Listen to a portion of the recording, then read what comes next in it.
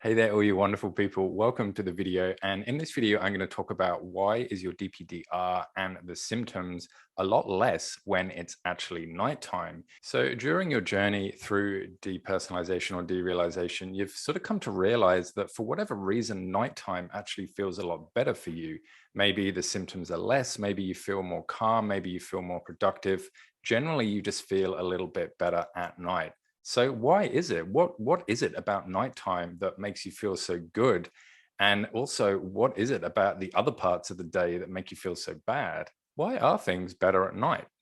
You might find that for some reason you feel better at night, but during the daytime it just feels like survival. This is normal, and in fact, many different times of the day can make you feel better or feel worse for a lot of different people. For example, some people find that their DPDR is worse in the morning, but as the day goes on, they get better. Others are fine when they wake up, but it slowly comes on throughout the day, and nighttime is when it's worse. Some people even feel better or worse in different places or even different seasons. So, why is this happening? Reasons why it might be better at night. There could be many reasons why you feel better at night. There is less light, and so there's less stimuli.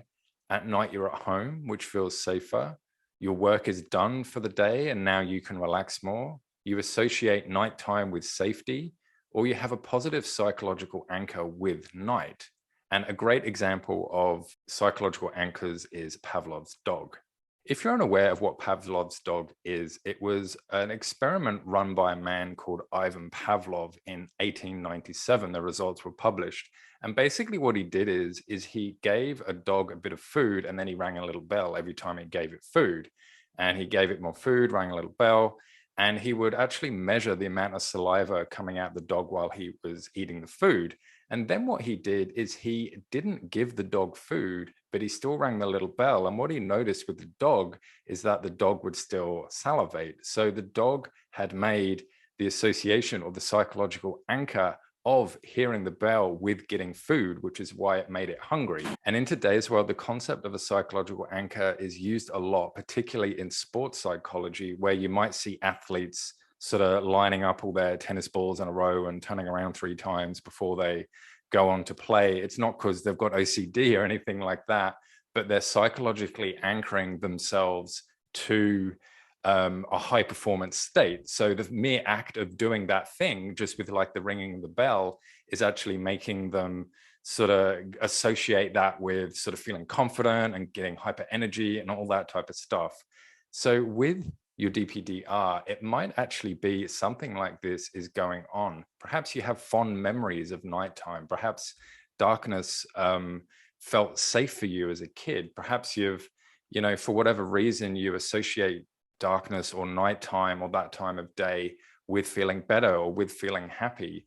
So that could be the reason that your DPDR and the symptoms are actually a lot less when it comes to nighttime, because when nighttime comes, your brain automatically goes, oh, nighttime, now I feel good. To be quite frank, the reason that your DPDR is better at night, I don't know why. Unless I have a chat with you to talk about it, I'm not going to know why. But what you can do is essentially have a chat with yourself and really start to get curious about it and start to wonder and go, well, why is it better at night? Why do I feel better at night? What is it about nighttime that I can think about any events that I've done or my past or anything like that that just makes me feel better at night?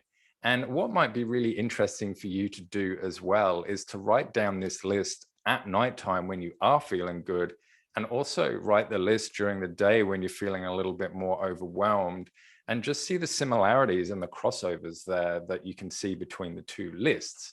And any crossovers or similarities that you can see might give you more of an indication about what it is about nighttime which is making you feel better. So for example, if you figure out that if you've finished your work for the day, that's the reason that you feel safe, and it just so happens that that happens to be nighttime, then you can sort of use that and sort of say things like, well, what if instead of finishing work for the whole day to feel safe, I can sort of break it down a little bit and set myself tasks. And once I finish that task, I can feel safe in that moment. And then when I get on to the next task, I can feel safe after that.